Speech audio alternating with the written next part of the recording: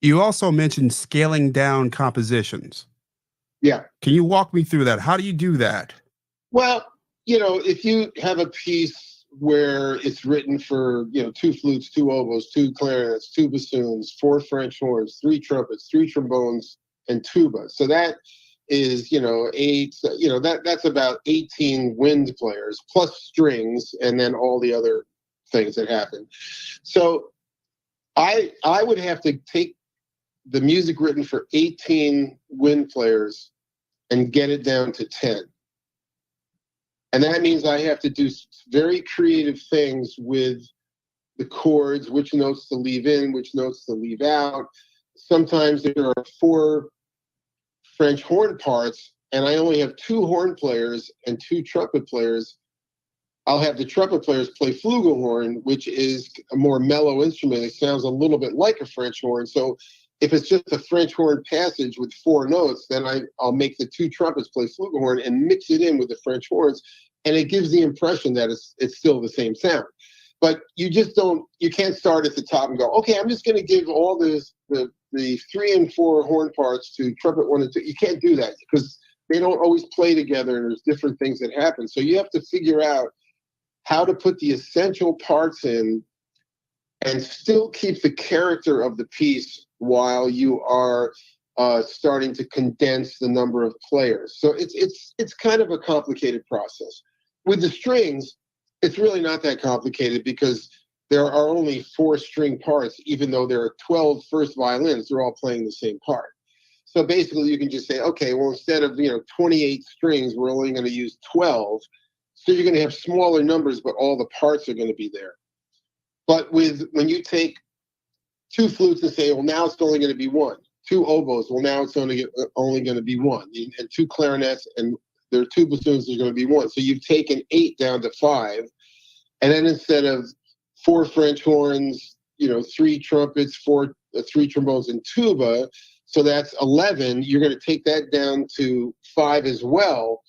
Now there's a lot of choices you have to make and make changes in what they are playing. I'm not rewriting the music, but I am reorchestrating the music. So that it's a very lengthy process. And if you're doing a piece that is something everybody knows, like Dance Macabre, which is the big violin solo they always play at Halloween, the Saint-Saëns Dance Macabre. I mean, if you're going to take that piece and condense it, it better be right. Everybody knows that piece in the world. So I would say I felt I really needed. It was funny because the Detroit Symphony said we booked Troop Vertigo, and I said, okay, it's a pandemic. What are you going to play? Well, we're going to play this classical music, and I said, how are you going to do that? There's 39 different parts. You can only have 18 people on stage. How are you going to do it? Well, we have these kind of bad arrangements, and when I hear that, you're going to put the Detroit Symphony on stage with bad arrangements? Not going to happen. So that's when I said to myself, I think I could figure a very artistic way to reduce this music to give the impression of the full symphonic music, to make sure all the essential parts are there, but condense it down. So I went on this quest and I spent months doing it. I went into the first rehearsal with this small ensemble in Detroit, and I'm going, oh my God, these players, I mean, they've played Dance Macabre 90 times in the right version. And they're all in there, and everybody is sort of shell-shocked from the pandemic anyway. And I'm thinking, boy, I don't know, this is going to be interesting how this goes. And we started to play the music, and I saw the musicians smiling, and they were like, wow, we can do this, and this actually sounds good. So it was a journey, and the musicians ended up really appreciating it. And now since then, what's happened is that, there are a lot of orchestras that do concerts where they can't take the full orchestra. Like maybe imagine in Rochester, this place is, there's Highland Park, which is this big place in Rochester where it's a beautiful park. And I think it was designed by Olmsted, the same guy who did Central Park in New York. And there's a little stage in there in Highland Park. In the Highland Park Bowl, there's this little stage. And sometimes the orchestra will go there and play, and they only can put 20 people on stage. And there's never music for that. Well, guess what? Now there is. So a lot of small orchestras are buying this music for summer concerts or these special events that they do when they can't field the full orchestra. So there is a life for that music beyond the pandemic. So it's turned into a good thing. Your description sounds the equivalent of a musical optical illusion. Is that an appropriate term? Yeah, I would say it's a musical audio illusion. Yes. Very interesting. And as you were describing it, another thing popped into my head. You're working with well-known music a lot, but you also done a lot of your own compositions. True. When you're obviously with your own composition, you can adapt it as you see fit. I would imagine that there are more limits with something that's well known. It's funny that you say that because on the Troop Vertigo concert, the music director of the artistic director of Troop Vertigo really likes actually some of my original compositions, and one of the ones they were doing was something. It's called Three Latin Dances, and it's a beautiful piece. It has three dances in it. It has the Cuban danzón, which is a romantic dance. It has the cha-cha, which is a Cuban dance, and it has the malambo, which is an Argentinian dance, which is a very exciting piece. And I wrote it for a huge orchestra.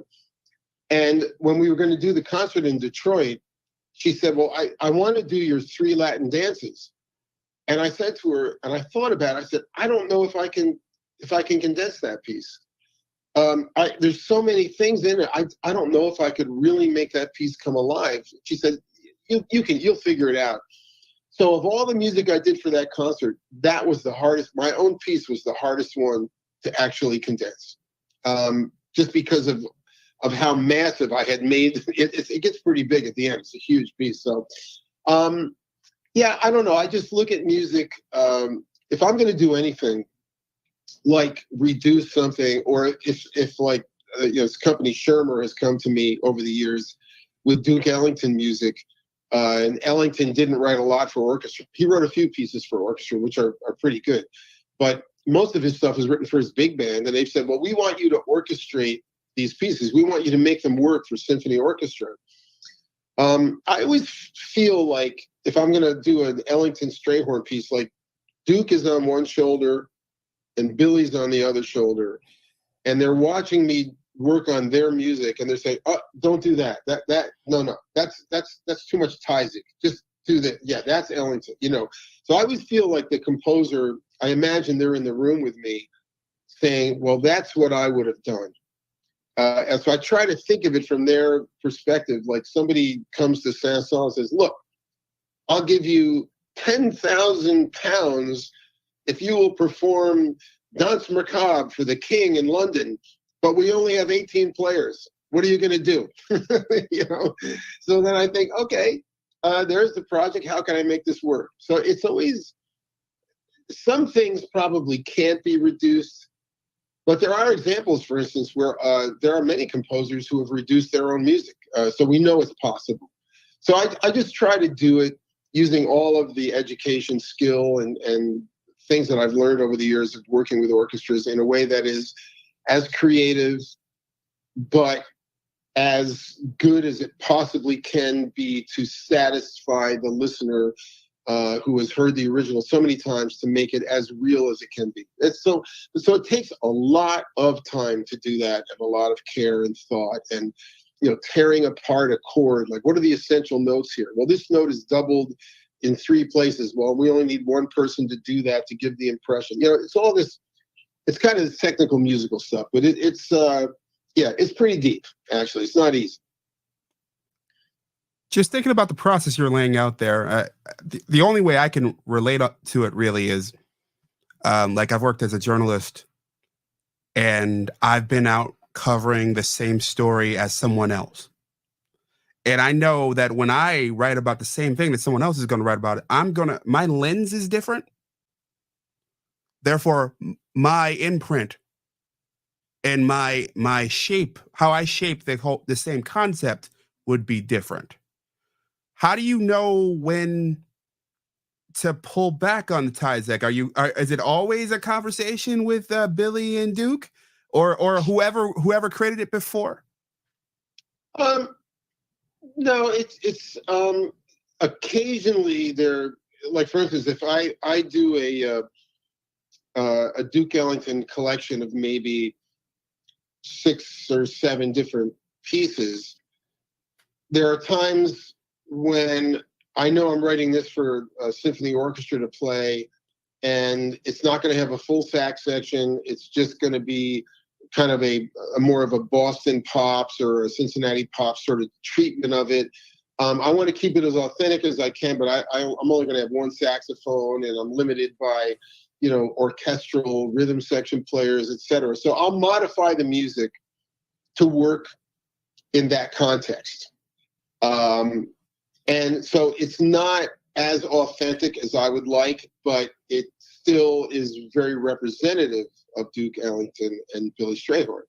However, when I'm creating a concert of a new show like I'm writing, like I have a show that I've written for Shermer called Lush Life, and it is actually all Ellington and Strayhorn. And on that one, I went back and I really I copped exactly what they were doing in the band. So I had a full sax section, and and the only thing I did on that one that they didn't do, we have an amazing string orchestra, so I added strings to it, and the strings are not just fluff, playing whole notes and sound. I mean, the strings are sometimes playing the saxophone parts because it's so cool when they do that.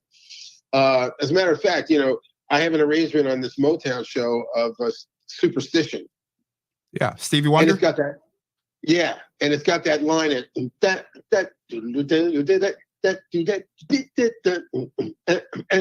right, and the horns are playing that, the trumpets and saxes. I have the string section going, and they can play it, and they love it. So, and I don't think Stevie imagined strings would be playing that, but I know they can play it, and it's exciting. So I make those kind of choices. When I can. So it's kind of going back and forth. I don't want to change it too much, but I want to, if Stevie gets to hear it, I want to blow his mind and have him say, wow, I never imagined the string orchestra, the cellos are playing that line, I mean, that's kind of part of the